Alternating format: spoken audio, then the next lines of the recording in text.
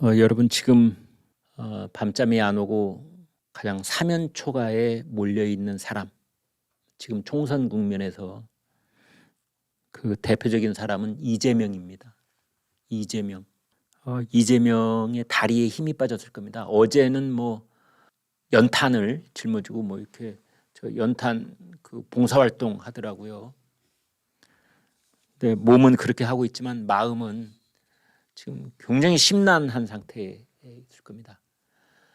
그래서 이재명은 지금 사면초가가 아니라 오면초가다.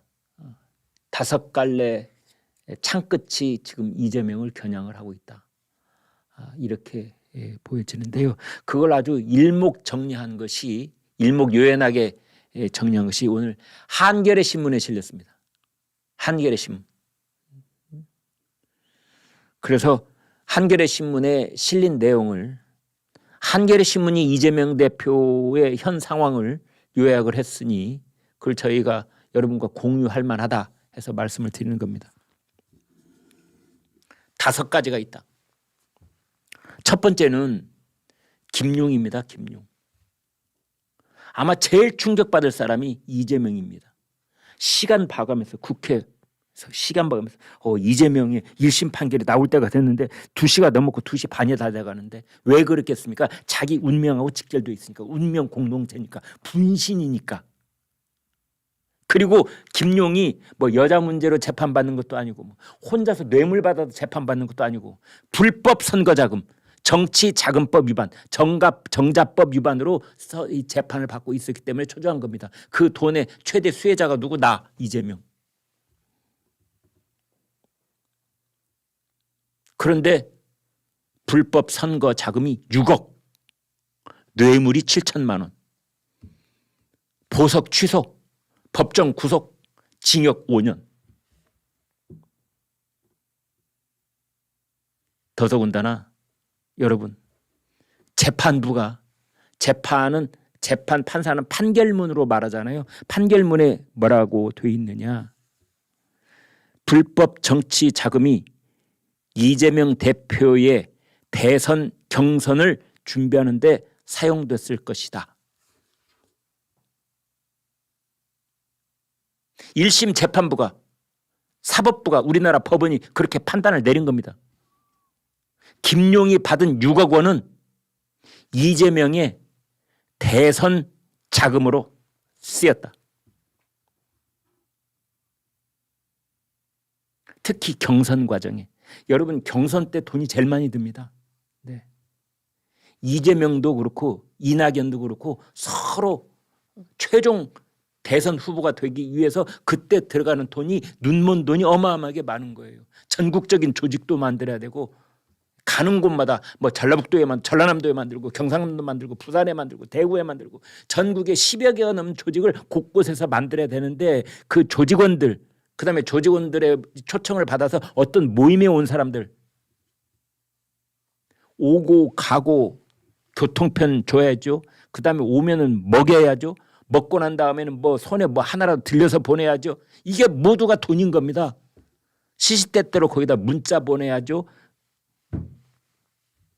명함 뭐 돈 들어가는데 한두, 그다음에 플래카드 만들어야 되죠. 뭐 현수막 걸어야 되죠. 이거 어마어마하게 돈이 들어가는 겁니다. 아예 당 대표가 딱 되면, 더불어민주당 대표가 대선 후보 파이널 마지막 주자가 딱 되는 순간 그 다음부터는 당에서 돈이 나갑니다. 당에서. 그런데 경선을 하는 과정에서는 자기 돈이 나가야 되는 거예요. 그 6억이 글로 들어갔다는 거죠. 대선 경선 자금으로. 우리나라 검찰이 아니라 우리나라 법원의 칼끝이 이재명 대표의 목 끝에 딱 와 있는 겁니다. 이게 첫 번째. 두 번째는 조금 전에 말씀드린 조명현 씨 덕분에 법인카드 수사가 다시 시작이 된 겁니다. 법인카드를 쓰면은 우리나라 법에 법인카드법이 있는 건 아닙니다. 형법에. 그러면 이건 뭐냐? 업무상 배임, 이렇게 되는 겁니다. 업무상 배임. 피의자 이재명. 압수수색 영장이 그렇게 돼 있답니다. 그래서 경기도청 5층, 7층 총무과 경기도지사실 압수수색을 했잖아요. 이건 너무나 증거가 똑 떨어지는 것이기 때문에 그 법인카드의 사용 내역이 다 나와 있고 이게 육하원칙에 똑 떨어지는 게 법인카드입니다. 언제 어디서 누구와 무엇을 어떻게 왜 이게 다 기록되게 돼 있는 게 공공기관의 법인카드 사용 내역이라는 겁니다. 벗어날 길이 없는 겁니다. 이거는 벗어날 길이 없는 거예요. 그리고 조명현 씨 같은 그 심부름을 현장에서 다 했던 사람이 지난번에 여기 와서 사진 다 보여드렸죠. 그 사진. 그다음에 조명현 씨가 개인 카드로 쓴 다음에 나중에 그 돈을 총무과에서 환불받았다고 했잖아요. 그 조명현 씨가 쓴 개인 카드 기록. 뭐 이건 스모킹 건이 한 100자루쯤 있는 겁니다. 뭐 이게 점점 잊혀져 가는 것처럼 보였잖아요. 워낙 큰 것들이 많으니까 뭐 대장동, 백현동 거기다가 뭐 성남 FC에다가 또 뭐 대북 송금에다가 이게 뭐 어디 한두 가지입니까? 뭐 유증 교사에다가 뭐 선거법 위반에다가 이런 것들이 있으니까 야 이거 지금 국민들한테서 이 비자 뭐 법인카드 이건 좀 창피하기도 하고 그러는데 이건 잊어버린 모양이지. 웬걸 이게 다시 불거져 나온 겁니다. 수사가 다시 시작되고 있다. 이건 무슨 뜻이냐? 이재명 구속영장 또 칠 가능성이 있다. 지금 12월 영장설이 나오고 있다라고 한겨레가 썼더군요. 12월 영장설. 이번에 영장 또 들어가면은 발부될 가능성이 높다. 이런 얘기도 있는 겁니다. 왜?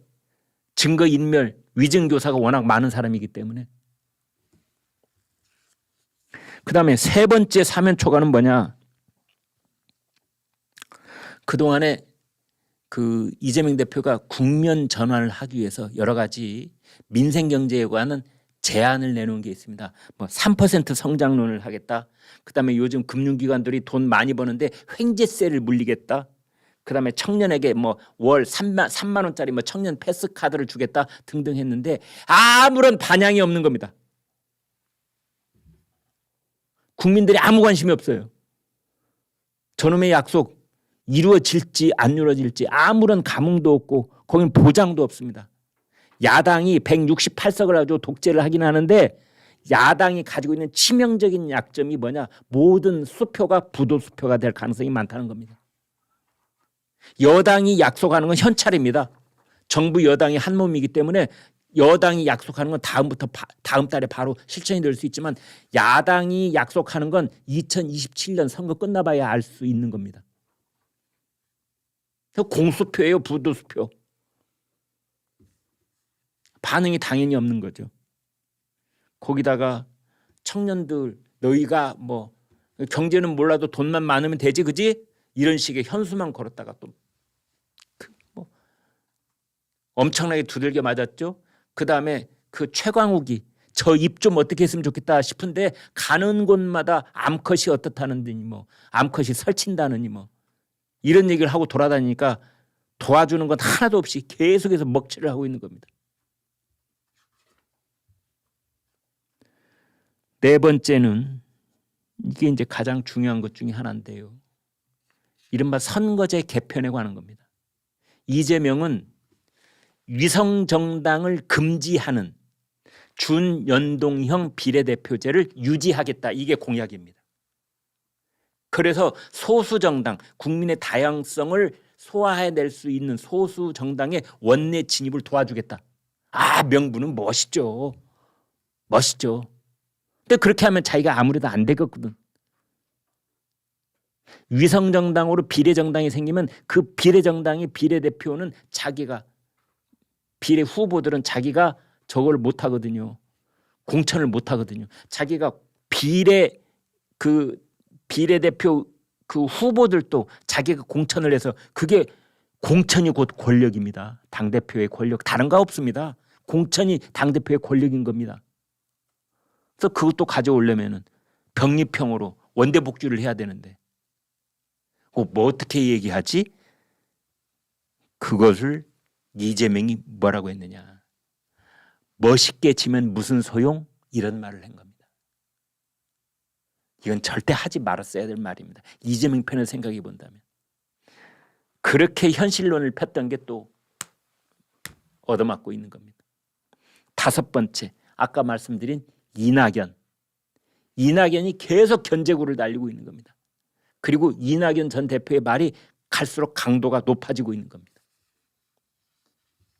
그래서 이재명은 오면 초과, 김용이 징역 5년 법정 구속된 것, 그 다음에 법인카드 수사가 다시 시작된 것, 그 다음에 리더십이 없는 것, 이재명이 뭐 민생을 위한 무슨 제안을 했는데 아무도 귀를 기울이지 않는 것, 그 다음에 선거제 병립형으로 다시 돌아가자, 그 다음에 이낙연의 압박,